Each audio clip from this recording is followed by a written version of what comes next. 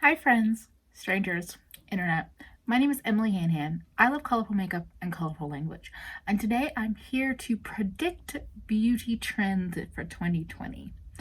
Now, this is totally a video idea taken from Angelica Nyqvist. Also, I'm aware that this is the third video 3 days in a row where I'm referencing or we're inspired by Angelica. She is a major inspiration of mine. Her work ethic is ridiculous. Within this community, maybe only to be topped by Smoky Glow, not to sit here and compare, make it a competition. But I had the pleasure of meeting her this year, and that was also awesome. But just in general, the content she makes is content that I really enjoy watching, and she was definitely one of the inspirations for me to start my channel. So I just happened to have this happen where I had 3 videos going up inspired by her, but I just wanted to take that moment to thank you, Angelica, for that. And also, every time I say your name, I'm very self-conscious because I know it's not how you say your name, but every time I try to say your name correctly, I feel like I sound a fool. So I apologize for that. We're just going to get into talking about trends that I think might happen in 2020 or that I'm just wishing they would happen. What are you doing? My cat Tyrion is obsessed with ice cubes. You'll see him in the camera right there.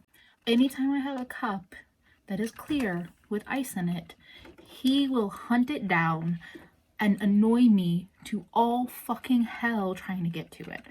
And I finally realized that's what he's doing. He's been hanging out over here for the last like half an hour.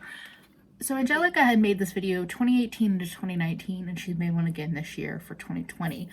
She's been right on the money for so many things. But I did actively make my list before watching her video for 2020 because while I know I have some overlap, I didn't want to just directly copy her homework. This video is all for fun. Let's just hang out and talk about what I'm predicting and wanting for beauty in 2020. The first prediction is an overall theme that we've seen in makeup over the last couple years, and those are the themes of space and mysticism. In terms of mysticism, I mean like witchy, tarot, crystals, and then I think in that same crystal vein, like birthstones. Hopefully we can stop beating the astrology dead horse, Kathleen Lights and BH Cosmetics, and at least move on to birthstones and crystals in that way. And then for space, I could see like more of a generalized inspiration from that. Similar to how Kaleidos has done with their whole Futurism collection. It's taking the colors and textures and patterns you're seeing maybe in planets, or taking a more like stylized spin on things. I mean, we have Star Wars that just came out with, and Pat McGrath has her collection, and I just think that space is not gonna leave us. It's gonna continue to be an inspiration into 2020. The other theme that I think has legs and might be here for 2020 is nature or kind of more natural inspiration. I think of in kind of that crystal rock realm, the Becca volcano palette they did, where it was like beautiful packaging, terrible execution. In that realm, inspired by locations or geographical elements, or the way Menagerie has been inspired by animals, I could see makeup brands using natural inspirations for whole collections. Now, in terms of like eyeshadows, I know I've talked about this before on my channel, but texture is definitely a hard trend for 2020.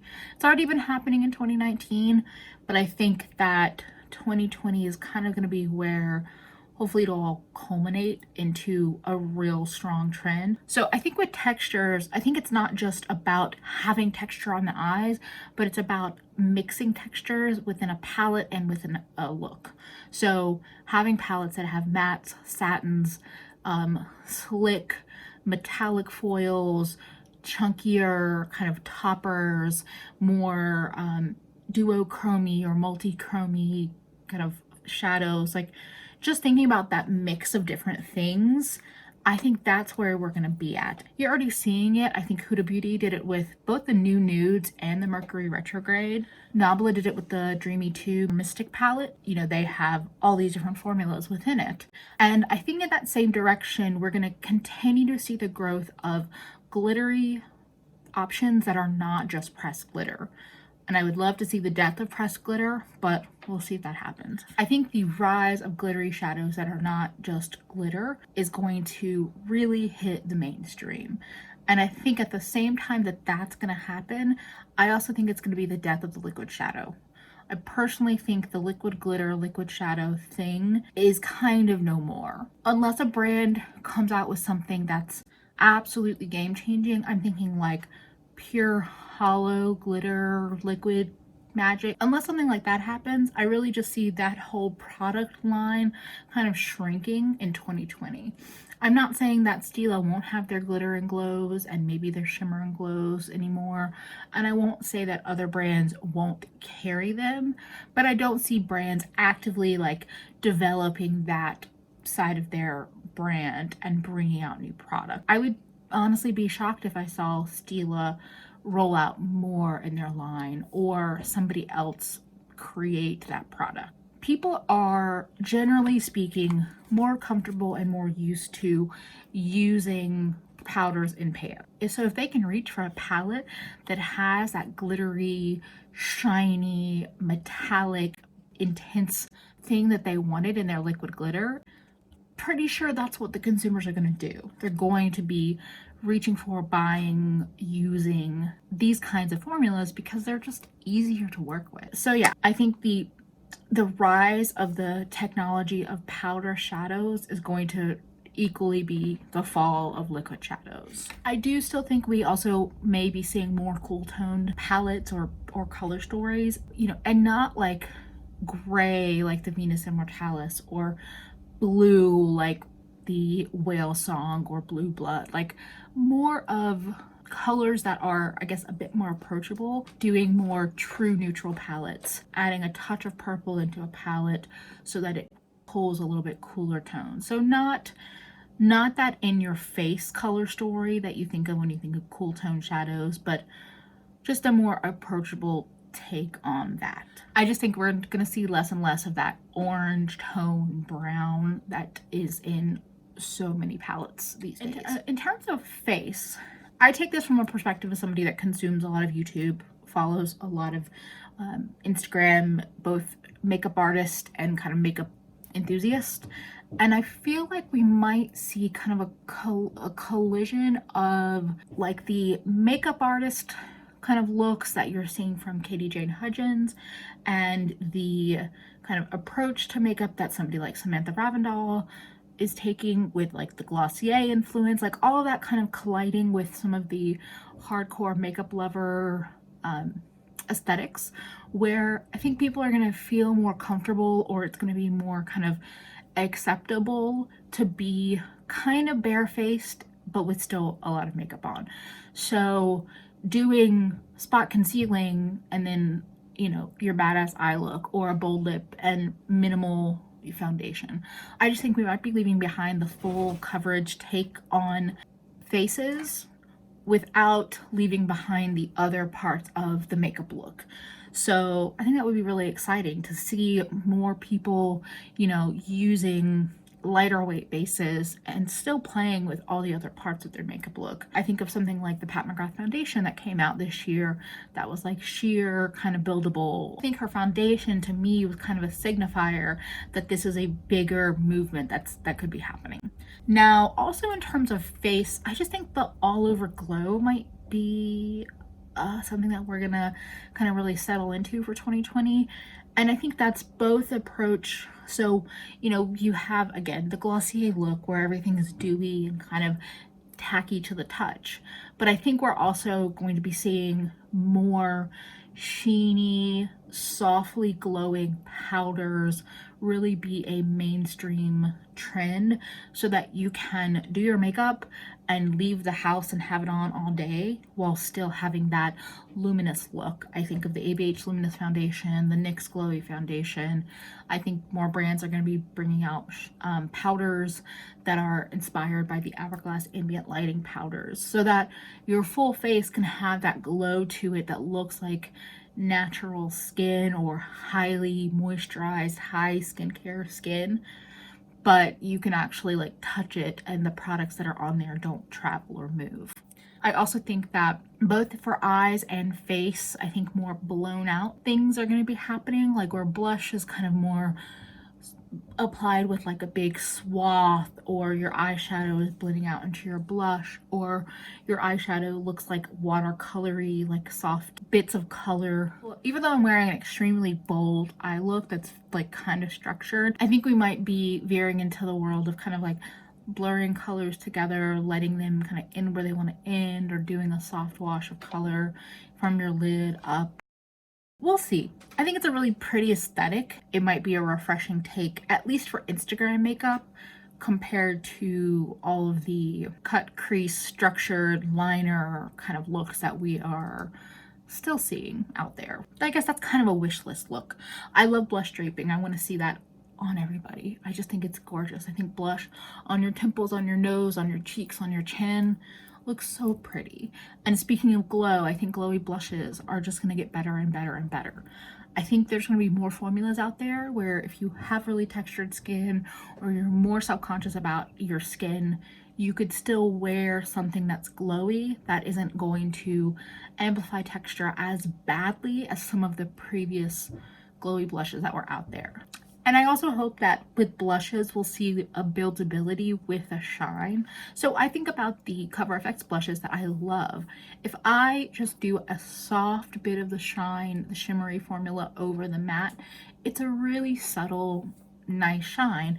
But if I keep going in and layering it up, I get more of that intense glow. So I think more of those formulas that are buildable and kind of adjustable based on what you're feeling like in that moment is where it's at. And so after talking about the eyeshadows and face products a bit, I realized one of the big things that I am kind of predicting for 2020 is just seeing more and more of the rise of the technology behind makeup. And by technology, I really mean like formula. Having formulas that are having powder shadows that apply like liquid shadows, having a blush that is buildable in shine and color intensity, having a concealer that you can use kind of as a spot lightweight concealer or build it up to be something heavier, having a glowy finish on a face that feels dry to the touch.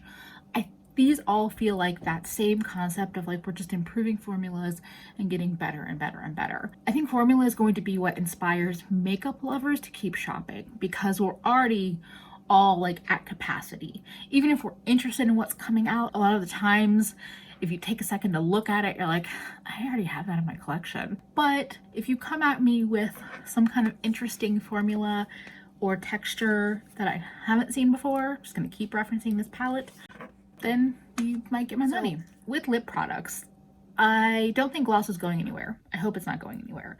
I think that we might be seeing more like gloss sticks. So basically just the sheer glossy formulas that are in a stick. I think that would be great, like the Linda Hallberg Fanta sticks, the Marc Jacobs gloss sticks, the Kaja little heart sticks. I think those might just keep coming, and then who knows, maybe we'll see more interesting formulas come out that are still glossy. And then in terms of like brand trends, I think we're going to keep seeing more and more of these offshoot brands. So just like we saw Tarte with Sugar Rush, and ABH with Norvina, and ColourPop with Fourth Ray and Soul Body, I just think that that's going to be how brands continue to roll out more and more makeup under the guise of it being something new and different. You've never seen it before. It's not Too Faced releasing it, it's blah blah blah. It's not, NYX releasing it, it's this other little sister company. Like, I think there are so many brands that are so big in size that I could see them like discontinuing products that they own to re-release them under this like sister brand, and the reality is that you're just buying the same shit you already have. I also don't think celebrity brands are going anywhere, and I think they're just going to get smarter with how they're bringing their brands out. Do I think that every celebrity brand that's out is going to survive 2020? No. But I think just as they die out, more will come into existence. And speaking of getting smarter, seeing Hip Dot release the Kesha Rose collection, seeing Seed Beauty do ColourPop, but Kylie and KKW and Tati, all of these celebrities or influencers, rather than starting from the ground up and making their own formula and figuring out their own packaging, they're just gonna go to these bigger manufacturers that they already know people love and create their brands of their own that are really just a little offshoot from that big brand. Now, there's a couple of products that I'm kind of have on my list as like wish list, where I don't necessarily think that it's gonna happen, but if it does, I myself would be quite happy. One of those are more colorful liners. I love colorful water lines. I only have a couple of brands that I regularly use that even hold on at all to my eyes. So I would love to see more brands come out with options that I could try out and test. More interesting colors, even more liquid colorful liners. Like JD Glow has some multi-chrome liquid liners. Oh, multi-chromes. I think those will also hit mainstream. And if a mainstream line did a multi-chrome liquid liner release, that could also be an amazing way to get people into the door of more unique makeup without the intimidation of a whole pan of a multi-chrome. Yeah, that's a big one. I think multi-chromes and duochromes are going to be pretty, I mean, duochromes are already pretty mainstream, but in terms of multi-chromes, I think they're really going to hit a stride in 2020. Now, I hope we have more split pan products, and I hope we have more split pan products that are a variety of options for different skin tones. So let's say it's a split pan blush and highlighter, having a range of highlighter colors and a range of blush colors that are coordinated to generally work with different skin tones would be fantastic. Or make them customizable. Say, here's the pan, pick out your inserts. Bam, here's your own, split pan. That would also be awesome. Because for me to buy like a whole pan of something, I'm like, I don't really need that whole thing of blush. But if it was a pan that had two different colors of blushes, or a blush and a highlighter, or a blush and a bronzer, or blah, blah, blah, blah, count me in. Another colorful request would be more colorful mascaras. I've said it in a couple videos. I don't love the ColourPop colorful mascara formula. I want colorful mascaras with tiny brushes so I can just go in and do my lower lash line and call it a day. That's what I want. I want to see more brands, more affordable brands doing colorful mascaras. Is that it? I think that's it. I think I have talked enough about makeup that I think and want to exist in 2020. I would love to hear what you think is going to be trending in 2020. Either things you just want to be out there, or things that you think are actually likely to happen. If you are new here and you are not yet subscribed and you would like to hear more of my opinionated mouth, feel free to subscribe. Follow me on Instagram and Twitter at Nomnivorous. I also have a Patreon. That is another way to support my creative endeavors if you're so interested. Otherwise, thank you for spending a bit of your day with me. I hope to see you again real soon. Bye, friends.